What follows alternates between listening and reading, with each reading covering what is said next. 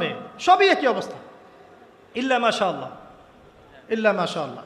এখন এগুলোর ফলশ্রুতিতে যখন দেখা যাবে যে কনফ্লিক্ট তৈরি হচ্ছে, তখন আবার দেখা যাবে কি আইন কানুন সমাজ পরিবেশ সব মেয়েদের পক্ষে, দিন শেষে আপনি দোষী হয়ে যাবেন, দিন শেষে দোষটা আপনার ঘাড়ে এসে পড়বে।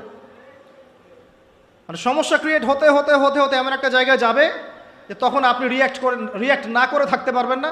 তখন যদি আপনি কোনো রিয়্যাক্ট করে ফেলেন, সব দোষটা তখন আপনার ঘাড়ে গিয়ে পড়বে। এভাবে আস্তে আস্তে পরিবারগুলো ভেঙে যাচ্ছে। ভালো লাগছে না, আল্লাহ পাকের নেয়ামত ভালো লাগছে না। আর যারা দিনদার, যে স্বামীরা দিনদার, পরহেজগার, মোত্তাকি এবং দিনের পথের পথিক, তাদের জন্য স্ত্রীদের ভূমিকা কেমন হওয়া উচিত? স্বামীকে স্পেস দিতে হবে, তার মাথাটাকে ঠান্ডা রাখতে হবে, তাকে আল্লাহর জন্য ওয়াকফ করে দেওয়া লাগবে যে আমার স্বামী আল্লাহর জন্য, আমার স্বামী উম্মতের সম্পদ, তার যেন কোনো পেরেশানি না হয়, তাকে যেন এক গ্লাস পানিও ঢেলে খেতে না হয়, সে ওই টাইমটা যেন আল্লাহর দিকে দিতে পারে। এতে আমিও জান্নাতে যাব, সেও জান্নাতে যাবে ইনশাআল্লাহ। পরিবারগুলো এইভাবে হচ্ছে না। কিছু কিছু বিষয় আমি নিজেও খুব ফেড আপ। আবার অনেক সময় আমরা যারা আছে, আমরা আবার স্ত্রীদের উপর অনেক বেশি কঠোর হয়ে যাই। এত বেশি কঠোরতা দিয়েও আসলে পরিবারকে শক্ত করা যাবে না। নরম হতে হবে, সবর করতে হবে, ধৈর্য ধরতে হবে, তবে সব কিছুর একটা সীমা আছে।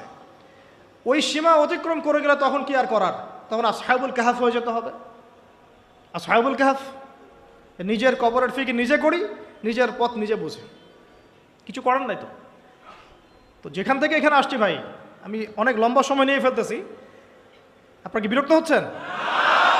আচ্ছা, এই যে আল্লাহর সৃষ্টিকে বিকৃত করা, এই যে আমি আপনাকে জেনারেশনের ক্রমবর্ধমান অধঃপতন দেখাচ্ছিলাম। তো প্রিয় ভাইরা, জাহেলিয়াত থেকে এতদূর পর্যন্ত এসেছি, এখন আমি আস্তে আস্তে খালি শেষ করে দিব, জাস্ট পয়েন্টগুলো মিলিয়ে নেন। ওই শিরক এখনকার বিশ্বে আছে কি নাই বলেন?